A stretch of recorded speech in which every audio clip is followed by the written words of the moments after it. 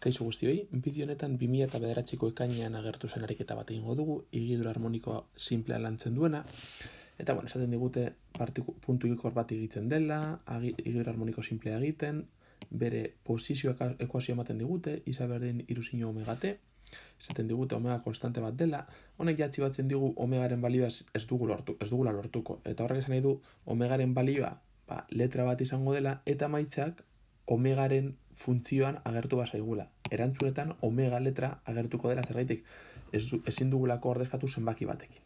Esaten digute posizioa metrotan, denbora segundutan, hau da guztia sistema internazionalean, eta hasten dira zenbait gauza eskatzen.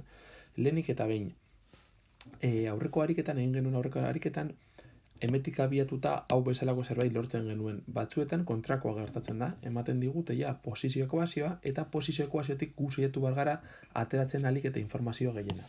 Konparazioaren bidez. Hau da, fijatzen bazarete, bi ekuazio hauek ikusten baitugu sinuaren kanpoan agertzen dena, amplitudea izango denez, horregia esaten digu, amplituderen balioa izango dela 3 metro. Bai, zergaitik. Esaten badigute, higidura harmonikoa egiten duela, higidura harmonikoaren ekuazio hau bada, eta esaten badigute, hau dela gure partikularen posizioa, sinuaren kanpoan agertzen den edozein gauza, amplitudea izango da. Bestetik, omega, esan dugunez, omega letra bat izango da, ez dugu jakingo hau da. Modu orokor batean ebatziko dugu ariketa, omegaren balio zehatza jakin gabe. Eta azkenik hemen agertzen zaigu hasierako fasea, eta hemen ez. Horrek esan nahi duena da, hasierako fasea 0 dela. Bestela, beste balioren bat agertuko zen. Beraz, ekuazio hau begiratuz, determinatu ditugu bi parametroen balioak, bai amplitudea eta bai hasierako fasea. Eta behin hauek ditugunean, joan gara ariketa bastera. Lehenengo atalak eskatzen digu higiduraren periodoa. Bai, gogoratu triplet honetaz omega, periodoa eta frekuentzia. Kasu honetan, ez dakigu zer frekuentziari buruz, ez dakigu zer periodoi buruz, eta izatez da eskatzen digutena, eta omegari buruz, lehen komentatu duguna, lehenengo ikuspenean igual esaten dugu, omegari buruz ez dakigu zer, baina izatez, ariketa batzi beharko dugu omegaren menpean, hau da, omega erabili behar dugu ezagun bezala, baina zenbakirik gabe. Eta horrelako gauzak agertzen denean, pilo bat kostatzen zeizu eta zeigu orokorrean ariketak ebastea. Saiatzen zarete omegaren balioa bilatzen ez dakitzen bat modu ezberdinetan, eta zein dezakezu lortu. Omega da ez ezagun bat. Batzuetan, algebra egiterakoan eta gauzak letren menpe uzten doa zergaitik, ariketa modu orokor batean ebastea. Guk ebasten dugunean ariketa, ari gara ebazten ariketa hau omegaren balio guztietarako. Beraz, egingo duguna da, gogoratu zeintzuk ziren, errelazio horiek esartzen zuten ekuazioa. Periodoa izango da, bi bider pi zati abiadura angeluarra. Hau ezaguna bada, baina ez bada zenbaki bat, eta zein badugu ezer egin horrekin, periodoa eskatzen digutenean, azkenean, hau da maitza, pi pasati omega. Hau gogoratzen dit, 3. debeatzen ariketak egiten zenituztenean agertzen zen horrelako zerbait, isa karratu gehi i, eta ezin zenutenean ezer gehiago egin, zaiatzen zineten faktore komuna bilatzen, denetarik, eta erantzuna ez. Hau egin behar dugunean, letretan idatzita badago, ezin dezakezue ezer egin, hau da emaitza, ezin daiteke ezer gehiagorik egin. Honetan, antzeko zerbait ikusten dut, omegaren balioa zenbakizkoa ez bada, ezin duzu egin bi pi zati letra bat, emaitza horrela uzten da, eta listo, batzuetan zaian izaten da jakitea non geratu behar garen.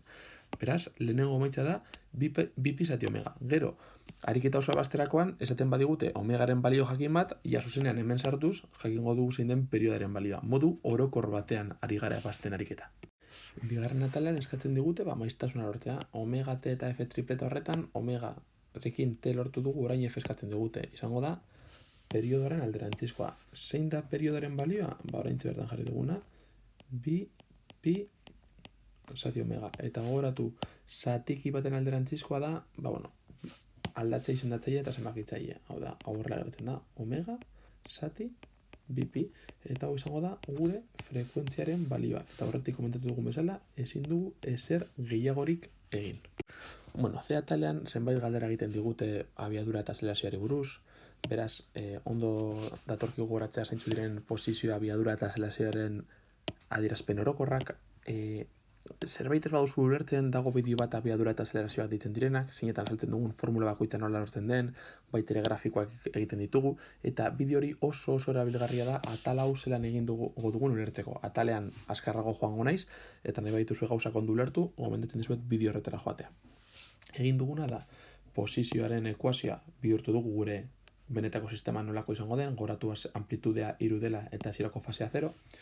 Beraz hemen berdina egin dugu, a zegoen lekuan 3 jarri dugu eta fi 0 zegoen lekuan 0. Eta honetan berdina ikusten duzuenez orain ja omega kanpoan baitera agertzen da, baina omegaren balioa ez ezaguna denez, hau da orokorra denez, horrela usten dugu, beraz ariketa honekin ebatziko dugu. Egiten diguten lehenengo galdera da, isaren zeintzu baliotarako da maksimo abiadura. Hau da, abiadura maksimoa denean isaren balioa zenbat balio du. Joango gara abiaduraren ekuaziora, ikusiko dugu zein faserekin izango den maksimoa, eta fase hori gero sartzen dugu hemen, eta ikusten dugu isa zein izango den. Errepikatzen dut.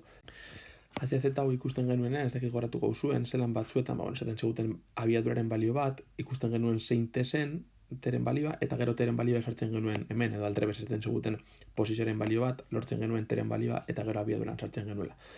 Hau da, berdina, baina terekin jolastu beharrean, fase osoarekin jolastuko dugu.